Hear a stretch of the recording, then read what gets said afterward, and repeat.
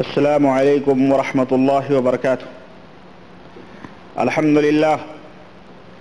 نحمده ونستعینه ونستغفره ونؤمن به ونتوکل علیہ ونعوذ باللہ من شرور انفسنا ومن سیئات اعمالنا من يهده الله فلا مضل له ومن يضلله فلا هادي له ونشهد ان لا اله الا الله ونشهد ان محمدا عبده ورسوله أما بعد فإن خير الحديث كتاب الله وخير الهدي هدي محمد صلى الله عليه وسلم وشر الأمور محدثاتها وكل محدثة بدعة وكل بدعة ضلالة وكل ضلالة في النار. قال الله تبارك وتعالى في كلامه المجيد: أعوذ بالله السميع العليم من الشيطان الرجيم. بسم الله الرحمن الرحيم. وقل جاء الحق وزهق الباطل ان الباطل كان زهوقا. اللهم صل على محمد وعلى آل محمد كما صليت على إبراهيم وعلى آل إبراهيم إنك حميد مجيد. اللهم بارك على محمد وعلى آل محمد كما باركت على إبراهيم وعلى آل إبراهيم إنك حميد مجيد. تمام قسم کی حمد و ثنا اس اللہ وحدہ لا شریک کے لیے لائق و زیبہ ہے جس نے ہمیں اور آپ کو پیدا فرمایا. درود و سلام اس ذات مبارکہ مقدسہ پر جو ساری کائنات کے لیے رحمت اور رشد و ہدایت بن کر کے تشریف لائے. برادران گرامی قدر، جیسا کہ آپ کو پتہ ہے کہ آج کی شب میرے اس لیکچر کا موضوع صوفیزم اور اسلام. اس سے پہلے تقریر میں، اس سے پہلے محاضرے میں نے کچھ حقیقتیں صوفیت کے تعلق سے آپ کے سامنے رکھی تھیں. آج بھی میں اللہ کی توفیق سے کچھ حقیقتیں آپ حضرات کے سامنے رکھنے کی کوشش کروں گا. اس میں کوئی شک نہیں کہ توحید یہ سب سے بڑی سچائی ہے اور حقیقت ہے، اور توحید اور شرک دونوں کا آپس کا بیر ہے. جہاں توحید ہے وہاں شرک نہیں، اور جہاں شرک ہے وہاں توحید کا وجود نہیں. اور جس طرح توحید سے ایمان کو جلا، تازگی، تراوٹ ملتی ہے، اس کے برعکس شرک اس سے ایمان کو تاریکی اور نقصان اور ہلاکتیں اور تباہیاں اور ایمان کے لیے بربادی اس سے ملتی ہے. توحید یہ ایمان کے اندر زیادتی پیدا کرتا ہے، لیکن شرک ایمان کو برباد کرتا ہے، ایمان کو مٹاتا ہے، ایمان کے لیے ہلاکت اور تباہی کا سبب ہے. اور جس دل کے اندر شرک داخل ہو جاتا ہے توحید وہاں سے رخصت ہو جاتا ہے. آج دنیا کے اندر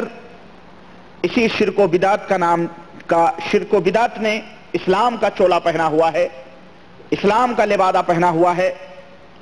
اور ہر طرف یہ شرک و بدعت توحید و سنت کے نام سے پھیلتے جا رہے ہیں اور عام ہوتے جا رہے ہیں. ضرورت اس بات کی ہے کہ اسلام کے یہ غلط معنی اور مفہوم جو لوگوں کے سامنے بیان کیے جا رہے ہیں، اور اسلام کے خلاف یہ جتنی بھی سازشیں ہو رہی ہیں، انہیں عوام کے سامنے، لوگوں کے سامنے، بھولے بھالے نبی کریم صلی اللہ علیہ وسلم کی امت کے سامنے اسے کھول کر کے رکھا جائے، اور توحید کے سرچشمے سے، توحید کے صاف و شفاف سمندر سے لوگوں کے ذہن و فکر کو دھلا جائے اور اسے کتاب و سنت سے مزین و راستہ کیا جائے.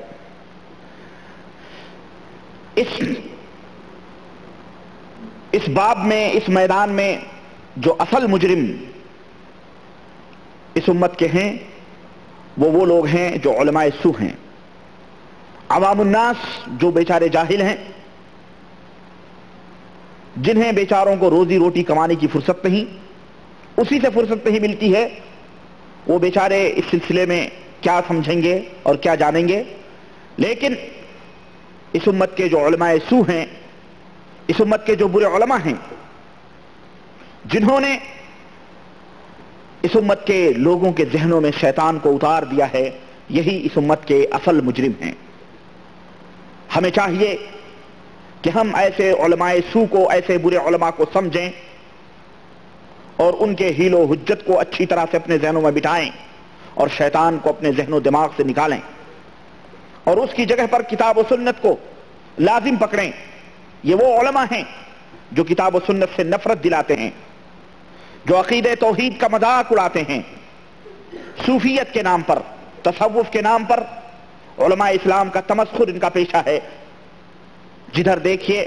کسی صوفی کے مقابلے میں علماء کو پیش کیا گیا تو وہ عالم بیوقوف اور صوفی بہت بڑا ہوشیار اور عقل مند سمجھا جاتا ہے. کتابوں کے اندر یہی چیزیں بیان کی جاتی ہیں کہ تم شریعت کے جاننے والے ہو، تم ظاہر کے جاننے والے ہو، اور جو صوفی ہیں، یہ جو اولیاء ہیں، یہ باطن کو جانتے ہیں، یہ جو ہے اندرونی چیزوں کو جانتے ہیں.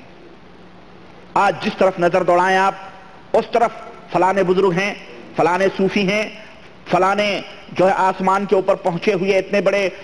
بزرگ ہیں، فلانے، ہر جس طرف دیکھو انہی کی مدح سرائی ہو رہی ہے، انہی کی شان میں جلسے ہو رہے ہیں، ان کی شان کے نعرے لگائے جاتے ہیں، ان کے شان میں جو ہے بڑی بڑی محفلیں سجائی اور سنواری جاتی ہیں کہ یہ صوفی فلاں ہیں، یہ بہت بڑے ولی اللہ ہیں. یہ نماز نہیں پڑھتے بلکہ کعبے میں ان کی نماز ہوتی ہے. یہ نماز یہاں زمین پہ نہیں پڑھتے، ان کی نماز کعبے میں ہوتی ہے. یہ فلاں صوفی ہیں، یہ فلاں فی اللہ ہیں، یہ غوث ہیں، یہ قطب ہیں، یہ ابدال ہیں، یہ نجبہ ہیں، یہ صلحاء ہیں، اور یہ جو ہے اتقیاء ہیں. ان کی حکمرانی نہروں پہ چل رہی ہے، جانوروں پہ چل رہی ہے، شیروں کے اوپر ان کی حکمرانی ہے. یہ جس کو چاہیں اولاد دیں، جس کو چاہیں روزیاں دیں، جس کو چاہیں یعنی ہر چیز سے انہیں نواز دیں، شفا دیں، ہر چیز، یعنی گویا ان کے دربار سے سب کچھ ملتا ہے. اور نہ جانے کیا کیا بکواس صوفیت کے نام پہ کیا جاتا ہے، اور لوگوں کے سامنے اسے حقیقی اسلام بتایا جاتا ہے کہ یہ حقیقی اسلام ہے. اور جو ان باتوں کا انکار کرے کہ نہیں یہ تمام سب چیزیں اللہ وحدہ لا شریک کی ملکیت ہے، اللہ وحدہ لا شریک ہی سب کچھ جس کو چاہتا ہے نوازتا ہے، تو اسے کہا جاتا ہے کہ یہ بد مذہب ہے، یہ بد عقیدہ ہے، اس سے دور رہا جائے، یہ وہابی ہے، یہ فلاں ہے، یہ فلاں ہے. اس سے نفرت لوگوں کو دلائی جاتی ہے. دوستو آؤ میں آج اس حقیقت سے آپ کے سامنے پردہ اٹھاتا ہوں. جو لوگ صوفیت کو عین اسلام قرار دے رہے ہیں، اس کی حقیقت کو میں آپ کے سامنے جو ہے نکھار کر کے اور کھول کر کے رکھنا چاہتا ہوں کہ یہ صوفیت دراصل مجوسیت، یہودیت اور نصرانیت اور اسی طرح سے برہمنیت، یہ جو برہمن اور جو یہ بوذیت، زردشتیت، ان تمام سب کا ملمہ ہے. ان تمام سب کو لے کر کے صوفیت کو لوگوں کے سامنے نافذ کیا گیا ہے. وہ ضربیں، وہ مشقیں، وہ یوگائیں، وہ ورزشیں جو آشرموں میں ہوتی تھیں، چرچوں میں ہوتی تھیں، زردشتوں کے عبادت خانوں میں ہوتی تھیں، مجوسیت کے بت خانوں میں ہوتی تھیں، وہی ضربیں، وہی یوگائیں، وہی مشقیں، وہی ریاضیات کے نام پر اور مشقوں کے ضرب کے نام پر اسے اسلام کے اندر داخل کرنے کی کوشش کی گئی ہے. اور یہ بتلایا گیا ہے کہ یہ اسلام ہے. اسلام کے اندر بھی یہ مشقیں ہیں، یہ ضربیں ہیں، یہ ریاضتیں ہیں، یہ اس طرح سے ہیں. آئیے میں آپ کے سامنے وہ تمام سب آپ کے سامنے میں رکھنا چاہتا ہوں. سب سے پہلے ہمیں ضرورت اس بات کی ہے کہ ہم یہ سمجھیں کہ تصوف کا معنی اور اس کا مفہوم کیا ہے. تصوف در حقیقت یہ عربی کا لفظ ہی نہیں ہے. عرب کی زبان میں، عرب کی ڈکشنری میں آپ مکمل پورے ڈکشنریاں اٹھا کے دیکھ ڈالیں، تصوف کا کوئی لفظ یعنی جس معنی میں استعمال ہوتا ہے، یا تصوف کا لفظ ہی عربی زبان میں اس کا وجود ہی نہیں ہے. عربی زبان میں اس کا وجود ہی نہیں کہ تصوف، صوفی کیا ہے یہ، بلکہ یہ تصوف ایک دلالت ہے. تصوف کا مطلب دلالت یعنی گمراہی ہے. اس کا وجود نہ عہد صحابہ میں تھا، نہ عہد نبی صلی اللہ علیہ وسلم میں تھا، نہ صحابہ کرام کے زمانے میں تھا، نہ تابعین کے زمانے میں تھا. نہ تبع تابعین کے زمانے میں تھا، بلکہ اللہ کے رسول صلی اللہ علیہ وسلم فرماتے ہیں کہ خیر القرون قرنی ثم الذین یلونہم ثم الذین یلونہم، کہ سب سے بہترین زمانہ میرا زمانہ ہے، اس کے بعد وہ زمانہ ہے جو میرے بعد آنے والا زمانہ ہے، اس کے بعد وہ زمانہ ہے جو میرے بعد آنے والا زمانہ ہے، یعنی صحابہ کا زمانہ، تابعین کا زمانہ، یہ سب سے بہترین زمانہ ہے، اور یہ خیر القرون یہ زمانے کہلاتے ہیں۔ ان زمانوں میں صوفیت کا قطعاً کہیں وجود اور کہیں اس کا جو ہے ذکر نہیں ملتا ہے۔ اور آج اسی تصوف کو بڑے بڑے علماء، بڑے بڑے مفکرین اور بڑے بڑے لوگ عجیب و غریب معنی اور مفہوم میں بیان کرتے ہیں، کہتے ہیں جی تصوف جو ہے اس سے تزکیہ نفس ہوتا ہے، اس سے نفس کی پاکی ہوتی ہے، ایمان نکھرتا ہے، ایمان کے اندر ترقی ہوتی ہے، ایمان کے اندر زیادتی ہوتی ہے، اس سے ظاہر و باطن کو تصوف سے ظاہر و باطن کو پاک کیا جاتا ہے، یہ سعادت حاصل ہوتی ہے، اس سے اللہ کا قرب حاصل ہوتا ہے۔ جو لوگ تصوف کے سلسلے میں جڑتے ہیں اور یہ ریاضتیں، یہ ذکر، یہ اوراد، یہ وظائف، یہ مشقیں، یہ ضربیں کرتے ہیں، یہ تمام سب اس سے بہت بڑا فائدہ حاصل ہوتا ہے۔ حالانکہ یہ تمام کے تمام سب جھوٹے مکر اور عیارانہ اور فریب کارانہ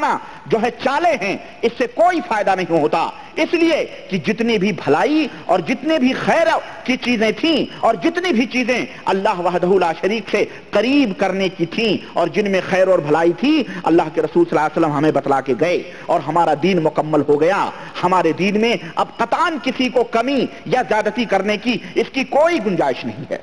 اس کی قطعاً کسی کو گنجائش نہیں ہے۔ کوئی نیا طریقہ اللہ کے قرب کا لائے، نئے وظیفے لائے، میں بتا چکا ہوں پچھلی تقریر میں کہ قطعاً اسلام کے اندر اس کی گنجائش ہے ہی نہیں کہ آدمی اپنے تئیں کوئی طریقہ ایجاد کرے اللہ کے قرب کا، حرام ہے یہ اسلام کے اندر، اس کو وہ غیر معتبر ہے، غیر مسلم ہے۔ اس تصوف کی بنیاد بلاد فارس میں رکھی جاتی ہے،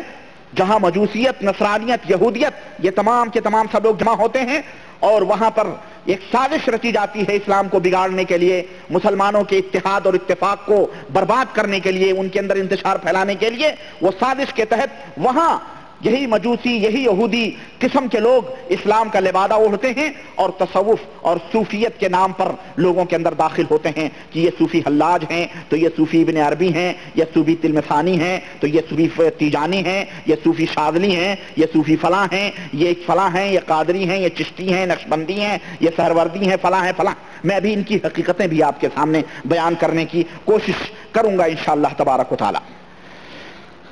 اور صوفیہ جن کو صوفیہ کہا جاتا ہے، صوفی کی جمع صوفیہ ہے، ان کے جو اعمال ہیں، ان کے جو طور طریقے ہیں، ان کے جو اذکار ہیں، ان کا کوئی تعلق اسلام سے نہیں ہے، دین اسلام سے اس کا کوئی تعلق نہیں ہے، نہ صحابہ سے، نہ تابعین سے، کسی سے ان کا کوئی تعلق نہیں ہے، بلکہ یہ اصل گمراہیت ہے جو انسان کو اللہ کی چوکھٹ سے ہٹا کر کے اور بندوں اور انسانوں کے ہاتھوں میں غلامیت کے طور پر دیا جاتا ہے۔ اللہ کے دربار سے انہیں نکال کے اللہ کی چوکھٹ سے ہٹا کر پیر، مرشد، صالحین، بزرگان دین، اتقیاء، نجبا، غوث، قطب، ابدال، فلاں فلاں فلاں فلاں، یہ سلسلے میں لوگوں کو باندھا جاتا ہے، اللہ کی چوکھٹ سے ہٹا کے ان کا غلام بنایا جاتا ہے، ان کا غلام بنایا جاتا ہے، ان کی چوکھٹ کا گدھا بنایا جاتا ہے، ان کا فقیر اور ان کا محتاج بنایا جاتا ہے، اور پیروں اور مرشدوں کے احکام اور ان کے بنائے ہوئے وصول اور ضابطے ان کے اوپر لادے جاتے ہیں، اللہ اور رسول کا جو ہے کیا کہتے ہیں کہ قوانین ان کے اوپر نہیں لادے جاتے، بلکہ ان مرشدوں کے بنائے ہوئے قوانین لادے جاتے ہیں، اور یہ در حقیقت سراسر اللہ وحدہ لا شریک کی عبادت سے پوری توجہ ہٹا کر حق ہو حیون حیون حیون حیون ہو کے نعرے، اللہ کے نعروں میں ان کو جو ہے کیا کہتے ہیں ملوث کیا جاتا ہے، اور کہا جاتا ہے ضرب لگاؤ، ایسی ضرب لگاؤ جس سے کہ جو ہے ایک بزرگ کا واقعہ میں پڑھ رہا تھا ابھی، میرے پاس وہ کتاب تھی تذکرہ اولیاء، نہیں تذکرہ اولیاء وہ میں چھوڑ گیا ہے، گزشتہ تقریر میں نے بتایا تھا کہ ایک بزرگ تھے لوگوں کو واعظ فرما رہے تھے، صوفی صاحب تھے، لوگوں کو واعظ فرما رہے تھے اور لوگ چپ چاپ بالکل کچھ نہ کوئی حرکت کر رہا نہ کوئی کچھ بول رہا ہے، خاموشی کے ساتھ سن رہے تھے، انہیں پتہ چلا کہ لوگ سمجھ ہی نہیں رہے ہیں، چنانچہ انہوں نے لوگوں کو چھوڑ دیا، اور قندیلیں تھیں، یعنی مثلا لائٹیں تھیں، بلب تھے، اس زمانے میں تو چراغ تھے، مطلب لالٹینیں تھیں، بتیاں تھیں، ان کو وہ نصیحت کرنے لگے، ان میں واز کرنے لگے. ان کی واز کا اتنا اثر ہوا کہ وہ چمنیاں جو ہوتی ہیں لالٹینوں کی شیشے، وہ آپس میں قندیلیں ٹکرانے لگیں اور ٹکرا کر کے وہ شیشے چکنا چور ہو گئے. ماشاءاللہ انسان جو سمجھتا ہے، جس کے کان ہے، جس کی آنکھیں، وہ ان کے واز سے متاثر نہیں ہوا، لیکن وہ چمنیاں بے جان بے روح وہ آپس میں ٹکرا کے ٹوٹ گئیں. اتنے بڑے اتنا جادو تھا ان کی. تو اس طرح سے ضربیں لگوائی جاتی ہیں